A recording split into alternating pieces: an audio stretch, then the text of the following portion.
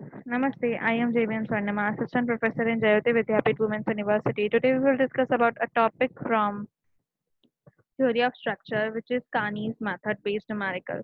The question says a continuous beam ABCD consists of three spans and is loaded as shown in figure. Its ends A and D are hinged. They determine bending moment at support. Using Kani's method, also plot bending moment diagram. तो हमको यहाँ पे क्या दे रखी है, continuous beam दे रखी है ए B C D, ठीक है। इसमें जो ए बी सेक्शन है वहां पर जो दे रखा है यूडीएस दे रखा है 2 किलोन्यूटन पर मीटर का, ठीक है, 6 मीटर उसकी लेंथ है। उसके बाद हमको बीसी सेक्शन पे 5 किलोन्यूटन का लोड दे रखा है जो बी से 3 मीटर है और सी से 2 मीटर के डिस्टेंस पे लग रहा है। फिर सी डी सेक्शन में हमको एक 8 किलोन्यूटन का लोड दे रखा है जो 2.5 और 2.5 मीटर डिस्टेंस पे दोनों के मिड सेक्शन पे ये वर्क कर रहा है, ठीक है। तो सबसे पहले एज यूजुअल हमारी स्टेप 1 क्या होती है, computation of fixed and moments, ठीक है।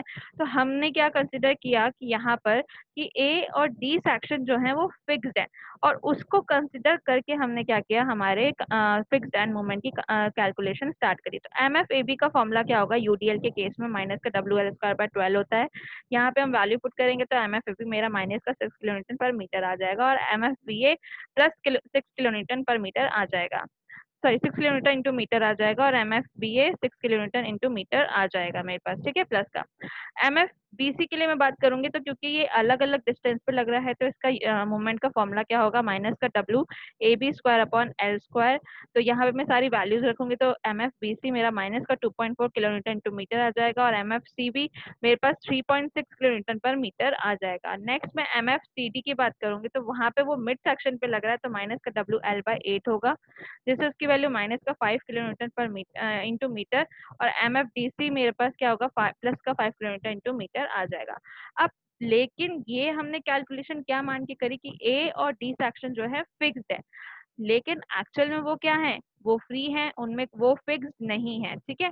तो हमने हमने जो ए और डी कैलकुलेशंस करी थी उसमें जब उनको फिक्स किया था तो अब उनको वो फ्री करना पड़ेगा, लेकिन हमको उसको फिक्स करके ही क्या करना है, कैलकुलेशन करनी है। दैट मीन्स जो ए और डी सेक्शन पे मूवमेंट लग रहे हैं उनको हमको क्या करना है, जीरो बनाना है। तो उसको जीरो बनाने के लिए मैं क्या करूंगी, मेरे एम एफ ए बी पे कितना लग रहा है, माइनस का 6 किलोमीटर लग रहा है तो माइनस का 6 का क्या करूँ, प्लस 6 उसमें ऐड कर दूंगी तो मेरे पास ए क्या हो जाएगा, ए भी मेरे पास क्या हो जाएगा, जीरो हो जाएगा। अब मैंने जो ये +6 ऐड किया तो इसको मुझे जस्टिफाई बी ए सेक्शन पर करना पड़ेगा। तो उसके लिए मेरे को क्या करना है, सिंपल सा जो मेरा ये मोमेंट मैंने ऐड किया है और या जो मोमेंट मेरा निकला है उसका हाफ मैं क्या करूं, अपने नेक्स्ट जस्ट उसके सक्सेसिव जो भी पास में या तो नेक्स्ट या फिर प्रीवियस मूवमेंट जो है उस पे क्या कर दूं, ऐड कर दूंगी। तो एम एफ बी ए मेरे पास क्या हो जाएगा, मॉडिफाई, फिर उससे मॉडिफाई मूवमेंट क्या निकलेंगे ए और डी सेक्शन पे, एम एफ बी ए निकलेगा 6 क्योंकि वो ऑलरेडी 6 था प्लस का, प्लस उसमें मुझे क्या करना है, इसका हाफ विद अपोजिट साइन यहाँ पे प्लस करना है। तो -6 था तो उसका अपोजिट साइन के साथ वो क्या हो जाएगा, +6 हो जाएगा और इस +6 का हाफ मैं इस 6 में ऐड कर दूंगी तो मेरे पास 9 किलोमीटर पर मीटर हो जाएगा। इसी तरह एम एफ सी डी के लिए मेरे पास क्या होगा, एम एफ सी डी की वैल्यू मेरे पास माइनस का 5 किलोमीटर है, एम एफ डी सी की वैल्यू मेरे पास प्लस का 5 है। इसका प्लस का 5 जब अपोजिट अपोजिट साइन से क्या होगा, माइनस का 5 होगा और उसका हाफ मेरा क्या हो जाएगा, इस माइनस के 5 में ऐड हो जाएगा। तो मेरे पास modify M F B A 9 kilometre into metre और M F C D minus का 7.5 किलोमीटर टू मीटर आ जाएगा। अब हमारी सेकंड स्टेप क्या होती है, रोटेशन फैक्टर को फाइंड आउट करना। तो रोटेशन फैक्टर कहाँ पे हम निकालते हैं, जॉइंट सेक्शंस पे निकालते हैं। जॉइंट यहाँ पे कौन कौन से हैं, बी और सी हैं। बी और सी से कौन कौन से मेंबर निकल रहे हैं, B A B C C B और सी डी मेंबर निकल रहे हैं, ठीक है। अब सबसे पहले हम लोग बी ए की रिलेटिव स्टिफनेस पता करते हैं। तो रिलेटिव स्टिफनेस पता करने के लिए हमारे पास क्या फॉर्मूला होता है, आई बाय एल होता है, ठीक है।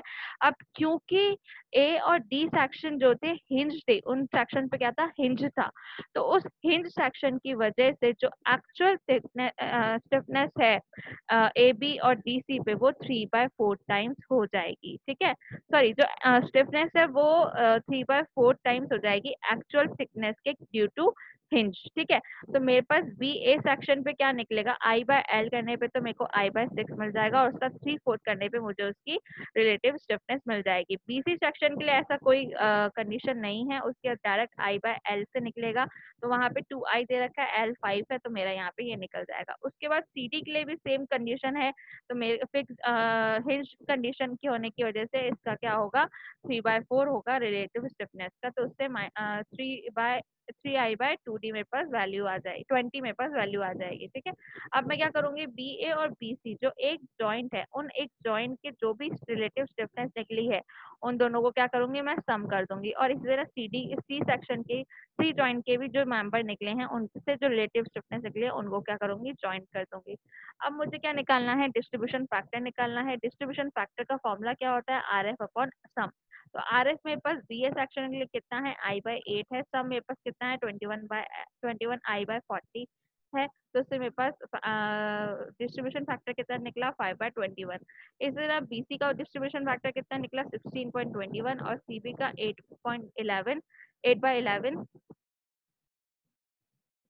सॉरी, डिस्ट्रीब्यूशन फैक्टर जो है बीए का वो 5/21, बीसी का 16/21, सीबी का 8/11 और सीडी का 3/11 मेरे पास जो है डिस्ट्रीब्यूशन फैक्टर निकल जाएगा, ठीक है। अब मुझे क्या निकालना है, रोटेशन फैक्टर निकालना है। तो रोटेशन फैक्टर निकालने के लिए मैं क्या करती हूँ, माइनस का 0.5 डीएफ से यानी डिस्ट्रीब्यूशन फैक्टर से मल्टीप्लाई कर देती हूँ। तो मेरे पास रोटेशन फैक्टर कितना आएगा, माइनस का 0.119, माइनस का 0.381, माइनस का 0.364 और माइनस का 0.136 मेरे पास इसके रोटेशन फैक्टर आ जाएंगे। अब थर्ड स्टेप हमारी क्या होती है, resultant restraint movement find out करना। तो resultant restraint movement find out करने का फॉर्मूला क्या होता है, sigma M F I equals to sigma J M F I J, ठीक है। तो जॉइंट बी की अगर मैं बात करूंगी तो sigma M F B equals to क्या होगा, M F B A plus M F B C मेरे पास जो होगा इसका जॉइंट बी क्या वैल्यू देगा रिजल्टेंट रीस्ट्रेन मूवमेंट की, तो वो कितनी आ जाएगी, 6.6 किलोमीटर पर इंटू मीटर आ जाएगी। इसी तरह जॉइंट सी की अगर मैं बात करूंगी तो sigma M F C equal to sigma M F C B plus M F C D होगा। इससे मेरे पास जो सिग्मा एम एफ सी की वैल्यू आएगी वो माइनस का 3 किलोमीटर इंटू मीटर आ जाएगी। नेक्स्ट स्टेप हमारी कानीज इटरेशन साइकिल है। कानीज इटरेशन साइकिल का हमारे को फॉर्मूला पता है, हम साइकिल 1 की बात करेंगे। तो साइकिल 1 में सबसे पहले क्योंकि हमने क्या करा, जो हमारे हिंज्ड एंड थे उनको हमने किस में कन्वर्ट कर दिया, फिक्स्ड एंड में कन्वर्ट कर दिया। हमने कैलकुलेशन उसी तरह से करी है। तो मेरा पास जो एम ए बी और एम डी सी है वो कितना हो जाएगा, 0 हो जाएगा, ठीक है। अब मैंने अज्यूम किया कि जो मेरा एम बी सी है वो भी क्या है, 0 है। तो मेरा एम सी बी क्या होगा, R C B into M F C plus M B C plus M D C. तो इससे मेरे पास क्या आ जाएगा, एम सी बी मेरे पास 1.420 किलोमीटर इंटू मीटर आ जाएगा, ठीक है। डायरेक्ट फॉर्मूले में वैल्यू पुट करनी है, फिर उससे हमारे पास M F C D M B C A और एम बी ए की वैल्यू भी आती रहेंगी। पहले हमने क्या किया था, जब हम जॉइंट सी की बात कर रहे थे तो हमने क्या किया था, एम बी सी को क्या किया था, 0 पुट कर दिया था।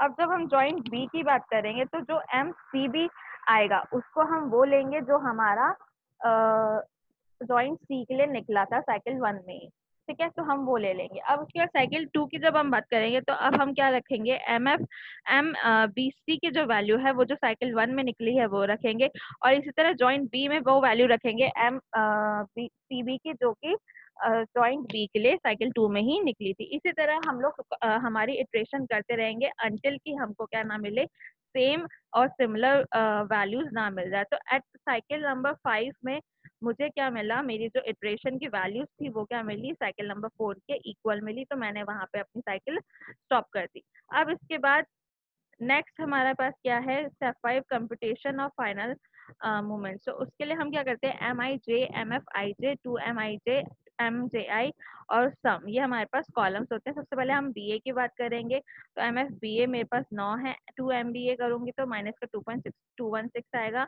एम ए बी मेरे पास 0 है, तो इस तरह मेरा सम हो जाएगा प्लस का 6.784 kilometre into metre. M B C की बात करूंगी सेम प्रोसेस अपनाऊंगी, और एम सी बी की भी सेम प्रोसेस अपनाऊंगी, और एम सी डी में भी सेम अपनाऊंगी। तो उससे मेरे जो एम बी ए है वो प्लस का 6.784 किलोमीटर इंटू मीटर आ गया। एम बी सी मेरे पास माइनस का 6.784 किलोमीटर इंटू मीटर आ गया। एम सी बी मेरे पास प्लस का 5.473 किलोमीटर इंटू मीटर आ गया, और एम सी डी मेरे पास माइनस का 5.473 4 किलोन्यूटन पर किलोमीटर इंटू मीटर आ गया। अब मुझे क्या बोला है, बेंडिंग मोमेंट डायग्राम बनाने के लिए बोला है, तो मैं इसका bending moment diagram due to basis of these value basis of this fix final moment value मैं क्या करूंगी, बेंडिंग मोमेंट डायग्राम बना लूंगी। और उसी के साथ ही जो मेरा बेंडिंग मोमेंट डायग्राम है वो ड्यू टू हमारे किसकी वजह से निकलेगा, ये जो हमने हमको लोड दे रखे हैं उनकी वजह से जो बेंडिंग मोमेंट बनेगा वो हमने क्या किया, वो भी हम यहीं पे बना लेंगे। इसी तरह से जो ये कहानी की इटरेशन हमने स्टेप 4 में की है, हमको उसको क्या करना होता है, अगर उसके उसके लिए भी एक टेबल बनानी पड़ती है। तो ये कहानी की टेबल है, इसमें ये एम एफ बी ए है जो ऊपर वैल्यूज लिखी हुई हैं। ये मेरा जो बॉक्स है ये R B A R B C और आर सी डी और आर डी सी को रिप्रेजेंट कर रहा है। जो मिड सेक्शन है वो एम एफ सी और एम एफ बी को रिप्रेजेंट कर रहा है। I hope you don't have any query in this session, but if you have, then please mention it in the comment box. I'll resolve it. This session is powered by Digital Version 2.0 Jayoti Vidyapeeth Women's University. Thank you.